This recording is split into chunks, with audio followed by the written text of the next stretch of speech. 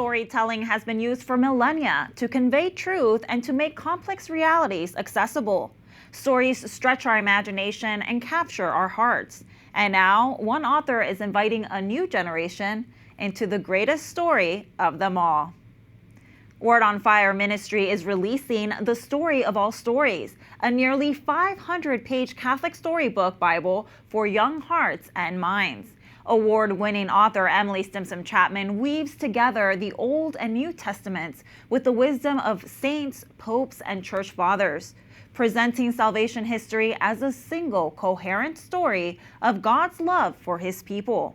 All of it brought to life through rich, timeless illustrations. This storybook is designed to prepare young readers for Scripture.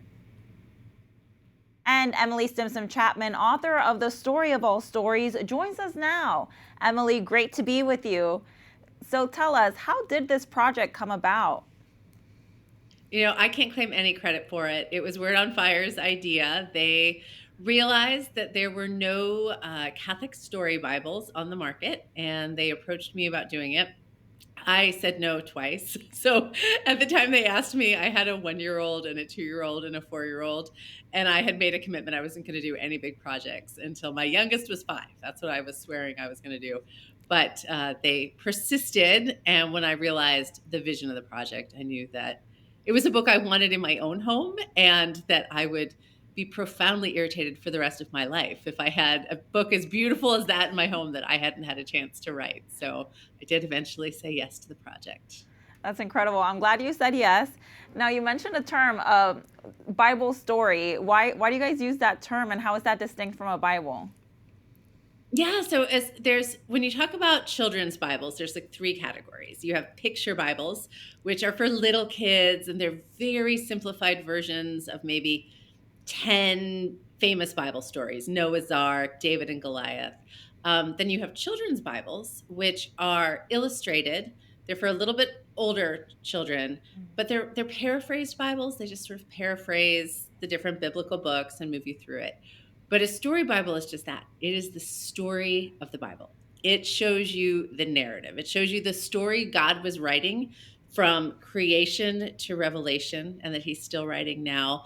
And it does it in an engaging, compelling way that has some explication in it that helps young readers make more sense of what's happening in the Bible, because they're not going to pull out their Ignatius Study Bible and figure out exactly what that passage in John means. So it introduces young people and their parents to the plot of the Bible. And what was your favorite part about working on this project? Getting it in my house. like as a mom, there's nothing to beat how amazing it is to have this book to introduce my children to just the beauty and the drama of the scriptures. And that really, I loved getting to write it because I had so much freedom to tell a story. It was like you had invited me into your house and said, tell my kids the story of salvation, and gave me, the freedom to bring out the drama and the humor and the excitement, which is all there in the scriptures. And so helping young kids to see that was a fun project to do. And now I get to enjoy it as a mom. Was there a particular story that you're particularly fond of? I love creation. I love the creation story because I think it helps. The story as I wrote it captures just the magic and the wonder of the first days of the world. And then I love Revelation because that was such a hard one to do. It's not really a story. There's beasts, there's apocalyptic wars, there's, dragons. But the way that I eventually settled on telling that was fun for me because I tie it back a little bit to C.S. Lewis's Last Battle. So it has sort of a Narnian feel to it. And that was a book that was very formative for me. So having callbacks to Narnia in the book of Revelation was fun. That's incredible. And you mentioned that you have a copy at home. So is there a favorite story of your kids? Oh gosh, they're fascinated by David. So they're fascinated by his character arc, where he goes from being the brave young warrior to dying as a broken king. They love creation because they love the picture of the snake. They think the snake is really cool.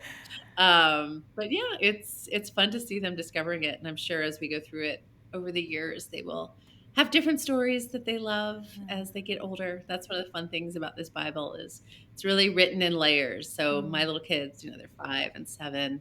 They can enjoy it now, but I know they'll bring a different perspective to it when they're 10, 11, 12, 13. Yeah. And what do you hope young Catholics and parents get out of reading this book?